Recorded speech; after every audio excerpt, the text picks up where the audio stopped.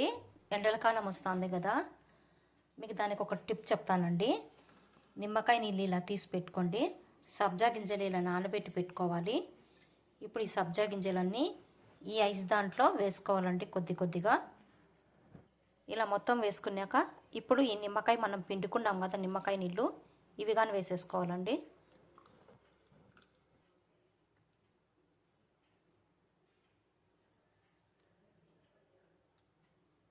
ఇది పుదీన అండి. పుదీన కానీ ఒకటి ఇలా పెట్టేసేయాలి. ఒక్కొక్కటి ఇలా వేసుకోవాలి. ఇవి ఉత్త సబ్జా సీడ్సేనండి, నానబెట్టి ఇలా దీంట్లో వేసి పెట్టాను. ఇప్పుడు ఇవి ఐస్ క్యూబ్ అయ్యాక చూపిస్తాను. ఇవి ఐస్ కట్టాక మళ్ళీ చూపిస్తాను.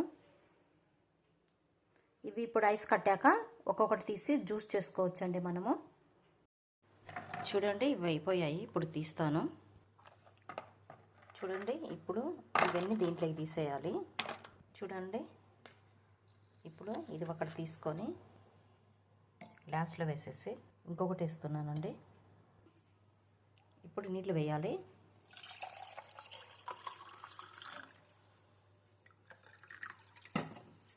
ఇప్పుడు మీ ఇష్టం అండి, హనీ అయినా వేసుకోవచ్చు, పంచదార అయినా వేసుకోవచ్చు, లేకపోతే బెల్లమైనా వేసుకోవచ్చు. నేను హనీ వేసాను.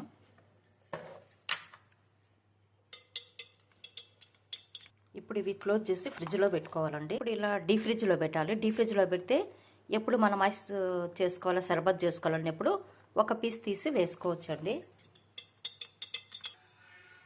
చూడండి, షర్బత్ రెడీ.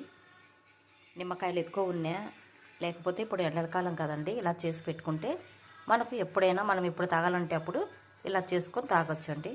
నచ్చితే లైక్ చేయండి, తప్పకుండా మీరు ట్రై చేయండి.